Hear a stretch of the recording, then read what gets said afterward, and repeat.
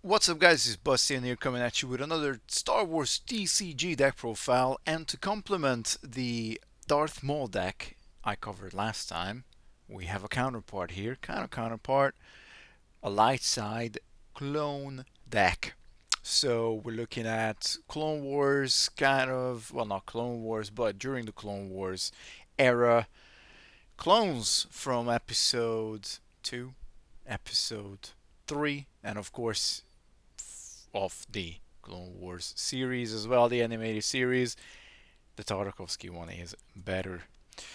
So let's jump right into this deck profile, starting with our units in specific order, starting with our characters. And our first character is going to be Tone Wei, a cloner. 2 costs. We're going in ascending order of cost.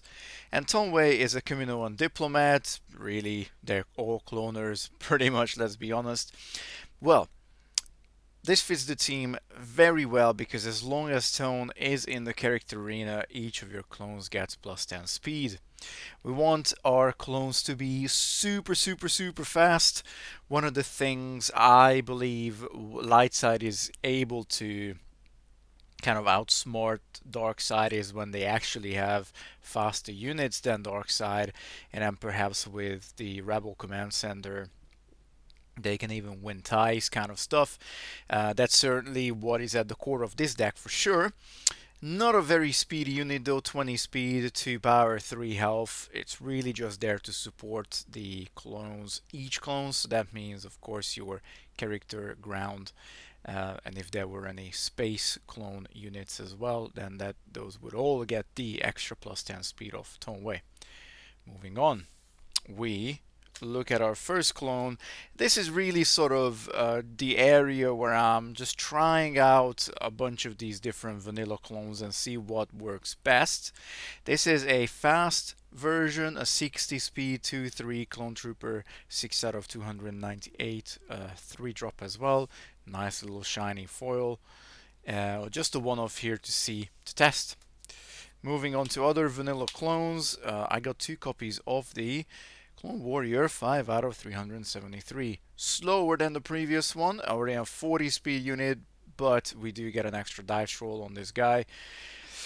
And again, really, it's just how speedy do we want the unit to be. We can kind of increase the speed of our clones quite significantly, so it's still kind of like finding that sweet spot with these guys. Lastly, we have Clone Warrior, 4 out of 163. This is the most costly out of the 3 units with a cost of 4, and it retains the same speed as the previous guy. However, it gets an extra dice roll and an extra health as well. I kind of like this guy, but honestly, if I had to put my money on stuff, I'd probably do with this particular one. This seems to be just like a nice little middle ground, because we have a lot of rather expensive units in this deck, so perhaps bringing that cost back down a little bit could help the deck. We got some other character support for the clones in the form of Lama Su. As long as Llama is in the character arena, each of your clones costs 1 fewer build counters to deploy. Fantastic stuff. Very slow unit with that 20 speed, where we do have 3 dice rolls nevertheless and 3 health. However, with the cloners, they do need a lot of protection, so that definitely is something that I'm trying to address in the battle cards. Just a nice little shiny Llama suit there. Okay, moving on to the Clone Captain. I'm running 2 copies of this guy, predominantly because I still don't know how I feel about it. It is, generally speaking, pretty good to have 5 dice rolls on a clone character, especially when we can increase that 40 speed up to, well, realistically the realms of 50, 60, 60, maybe 70 if we get the deck rolling, okay. But I just don't know how I feel about that 2 health, even though its effect says put any number of damage counters on one of your other clones in any arena, prevent that much damage to this unit. Yeah, it's a tough one. It's a tough cookie. It's in the deck for now. We'll see where we get with it, but you do need like another unit that's a big damage soak, and the best thing would be if we also had something that allows us to then remove damage as well. So we can carry on having the clone captain down and then just battling with it. However, in my opinion, the best clone character, and I'm fairly sure many people who play this game will agree on that as well, are the clone officers. And we're running the permitted 4-off of this particular unit because it's just so good for what we're trying to do. It's a 40 speed, okay, fair enough, whatever. Again, we can increase that. It's got 5 dice rolls though, however, which is pretty good, and 4 health. And as long as this unit is in the character arena, each of your clones gets +1 power. So it means that grants it to itself as well. It's actually looking at a 6 power, 4 health unit here. Now, what I particularly like about this guy is, you get 2 out, you get 3 out. They all add up, you get +2, +3 power. However many of these guys you get out. So it's quite key to the concept of the deck to get as many clone officers down as possible. And with the clone officers, I'm going to wrap up our character section and move on to our ground units. Now, ground units, we again start with vanilla clones. However, in this case, it's pretty much you either run it or you don't really have much to put into this particular slot. The clone platoon, it is a ground clone soldier unit, I guess. 40 speed and 4 dice rolls, 4 health. It's just a vanilla guy. Hopefully this is going to be like a little bit of a damage soak that we can use for the clone officer if they survive the ground battle. And it's meat. It's just meat. So we start with a 4-off there, but the actual core, the actual key card of the deck are the clone fire team units. Now these cards are amazing. They cost 1 more resource than the clone platoon, but we get the same stats for it. But not just that, as long as this unit is in the ground arena, each of your other clones gets +10 speed. So unfortunately not quite like the clone officer, where the clone officer grants itself the +1 power. Nevertheless, these clone fire teams will grant all your other clones +10 speed, so if you obviously get 2 of them down, they will still grant it to each other. 2 clone officers will then be able to have a speed of 50-50, but in the case having a clone officer down, and you got 2 clone fire teams down, your clone officer is 60 speed, and these guys will be 50 speed, 50 speed, and they all get an extra dice roll because of the clone officer. So that's kind of like that synergy, that kind of tribal infusion that we get by running these clones. Obviously there are other factions and other factions, I guess, is a bad word for this, but we have similar shenanigans that we can do with the dark side clone soldiers, which of course are the stormtroopers. There's also a bunch of rebel units that do similar stuff. So I just thought I'm gonna go with a clone fire team because I had the cards for it for a long time and I wanted to throw this together. In fact, I had this thrown together for ages.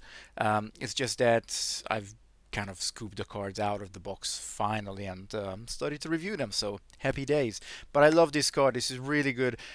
Same line with clone officer, you want to get as many of these clone fire team soldiers out as possible.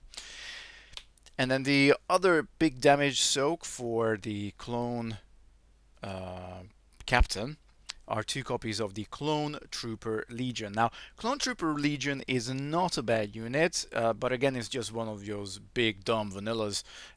You get a low speed unit, but you do get fairly nice stats with 7 dice roll, 7 health. So you get a solid unit, and especially when we can start to increase the speed of this unit, maybe get another dice roll or 2 on it, then it becomes a beast.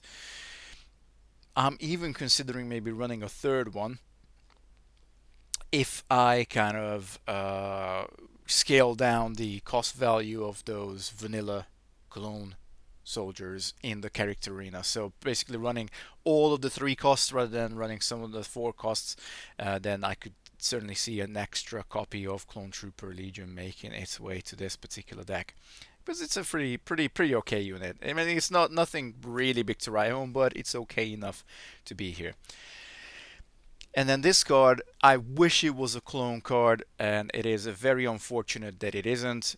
4 copies of the clone facility. I think it's an absolute staple for this deck, even though it does cost 7 resources.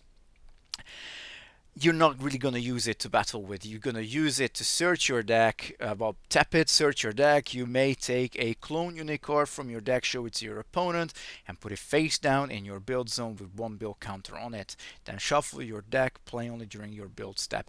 This is an absolutely amazing card as long as you got good old Lamassu out, which also makes the clone units cost 1 less. So with the search, you already save yourself a resource, and then Lamassu will make it cheaper as well. Let's say you search for a clone Trooper Legion, then you can spend only 5 more to have it developed, which is actually okay. It's not too bad. It's certainly something that helps the deck quite a lot. 5 health is good to have. It's nice to have a big butt on any of these search cards. The 2 power really doesn't matter. I mean, in an ideal world, it would be 7 health and 0 power, because you're really not going to be battling with this card. But I guess it is what it is. Again, I just wish it was a clone unit, and then it would have a little bit more versatility. You could sometimes swing with it. You could sometimes search with it, but I think it's a staple for the deck. Is 4 too much? No, not really, because you really want to see at least one of it in your hand. But this kind of does prompt the feeling that maybe I should run a couple of Josh Sandcrawlers. If I get too many of these in my hand, then at least I can ship them away with the Sandcrawlers. But yeah, 4 copies here to stay, in my opinion. They just have to be in the deck. And this takes us to the end of the ground units, and we're going to move on to space. Now, unfortunately for space, we don't really have any clone specific units. However, there is a specific spaceship that came out in Revenge of the Sith that has clone in its name, and for all intents and purposes, I'm going to be playing that as a clone unit if I ever get my hands on any copies. I don't have any, I'm not searching for it, but if I ever come across it, I'm certainly going to put that into the deck, and I'm just going to treat it as a clone unit because, well, it's in its name. So it's subtype, but I don't really care. I mean, nobody plays this game competitively. So let's look at the low cost cards. We got 2 copies of Red Squadron X-Wing. What I kind of went for in this deck is for every space unit to have either shields or ideally armor, or perhaps critical hit as well. But the Red Squadron X-Wing is pretty fast. It's a small unit, a 2/2, but that 1 shield can be beneficial. The opponent losing what a dice roll is pretty good at, but the critical hit is nice, especially on these small units. Just getting that 6 off and guaranteeing an extra hit is very good. I also have 2 Y-Wings, Y-Wing Gold 6 to be specific. Here is this armor stuff coming in that I was talking about. Armor and accuracy are the 2 best keywords, in my opinion, in the game. They're just both powerful, super powerful. Armor just, inherently restricts your opponent being able to deal damage to you, and accuracy just inherently ensures that you're having a better chance of dealing damage. So any card that has accuracy, a plus, or armor printed on it, in my eyes, is immediately something worth considering. Now we got a 40 speed unit here, and we have an extra dice roll compared to the Red Squadron X-Wing, which is pretty good, but again, it's predominantly the armor, and it's a cheap unit. So far we've only looked at 3 cost units. Moving on to 4 cost units now, however, we have the Grey Squadron Y-Wing. I kind of kept a bit of a rebel theme going on here.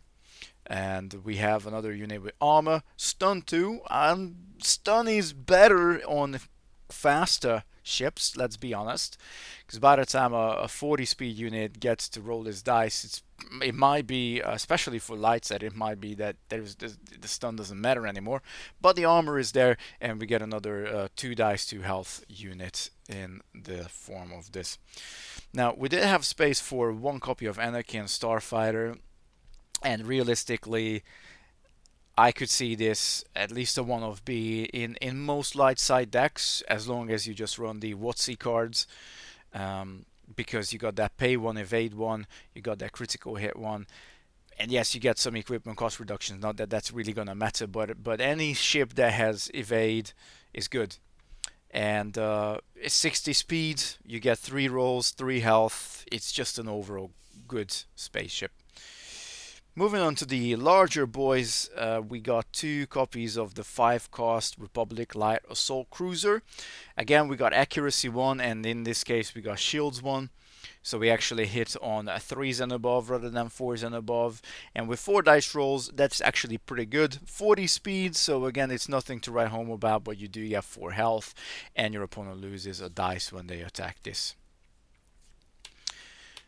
Back to the X-Wings, we do have 2 copies of the X-Wing Red Squadron. This is a little bit more expensive unit with a cost of 6, but it does have accuracy 1, and I said what I needed to say about accuracy cards anyway. 50 speed, which is fantastic, 5 dice rolls with accuracy, pretty good. Good chances of hitting, and 4 health. And then the last units, right now I'm running 4 copies of the X-Wing Attack Formation, because critical hit 3 is awesome on a 4 dice roll card. Just generally speaking, you well, if it's all about dice rolls, so it's hard to say that oh yeah, you're guaranteed to get it or not. But if you do get a critical hit 3, that's also always going to be amazing. And you also get pay 2 evade 1, fantastic again on any space units. 50 speed, 4 dice roll, 4 health. It's okay.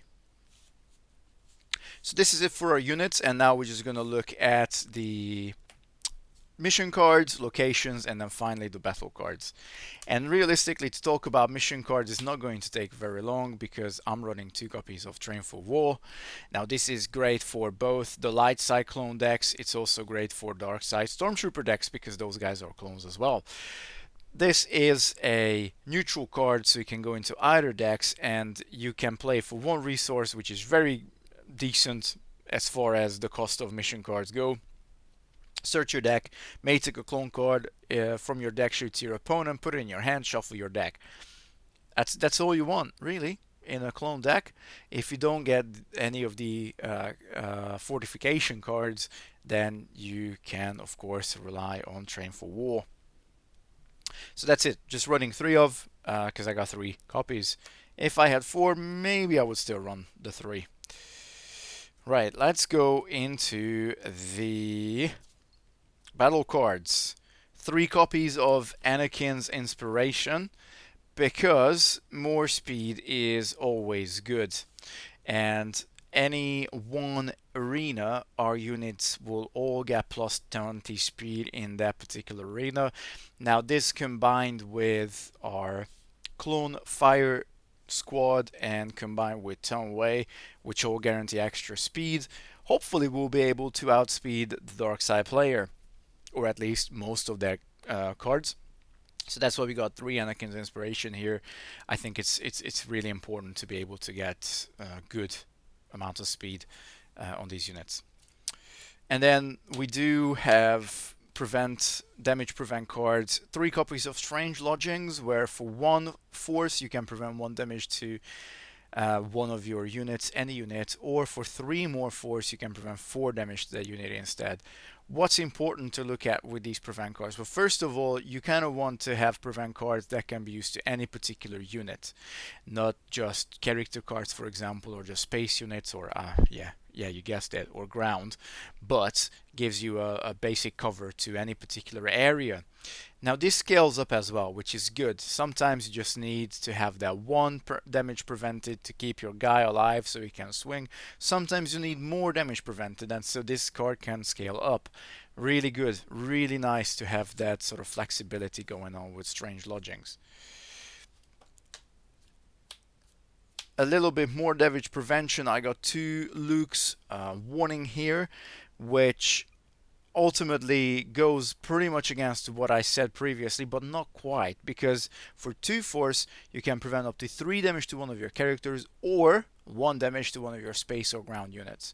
So whilst it is better on character cards, it can still save the skin of one of your space or ground unit cards. So you still have a little bit of that flexibility going on Luke's Warning here, but it is there for characters. And why is this in the deck? Well, it's because of the cloners. It's because if we ever get a Lamasu or we get one of the Townways down, we are really going to try and prevent damage from these guys. And indeed, in similar fashion, our last battle card is trying to do that as well. Ward of the Jedi, 2 copies, pay for force, choose one of your units. That unit can't be attacked this turn as long as you have any other units in the same arena. So again, very similar to Luke's Warning. Ward of the Jedi is specifically in there realistically to protect these two guys from being attacked. I think probably could do with more than 2 copies, but it's very much about finding the space for it, balancing the cards out. Because I do run 5 locations, and I think that is probably where I'm gonna stick with the locations as well. They're fairly important for this deck to be able to function okay-ish. But the inherent problem with this deck is that because most of the cards are from set 1, maybe 2, they just don't do that much. And so unless you, of course, decide to include IDC cards, then this is roughly the power level you're going to be able to get out of the clone units. However, what I think about this deck, it is pretty fantastic to show somebody how the game works and you know, allow them to just like have a couple of games to see what they can achieve, what they can make of this deck. It's very consistent, so it's not too bad for that. Now, with all the speed increase cards that we got in the deck, it is only fair to have at least 1 copy of Rebel Command Center in the deck. When you build it, you draw a card, which is not too bad, and basically all your units win ties for speed. So this kind of changes the rules of the game, where normally dark side wins ties. Of course, if you got the Rebel Command Center out, you're gonna win those ties, which is really important. Again, it all comes back to this speed advantage we're trying to create against Darkseid, to be able to hunt their usually powerful characters down, usually powerful cards down, for our fairly vanilla deck to be able to do something. So 1 copy of Rebel Command Center probably should be a 2 of, I'm not gonna lie. I love this one. I love this card. Rebel Trenches. Each of your ground arena units gets armor. Now, this is particularly important to allow us to protect the fortification, and that we can carry on searching each turn, get another clone down, get obviously a build point on that clone unit immediately.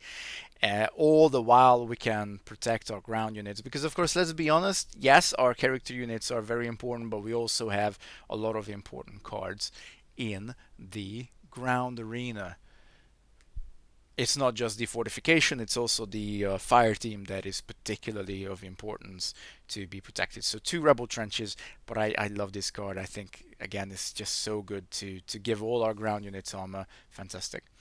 And then finally, last but not least, 2 free Bespin. This is solely in there to replace our opponent's pesky locations, because it can go to any space, ground, or character arena, doesn't matter. And when your draw step starts, you draw an extra card, so it's really good for card advantage as well.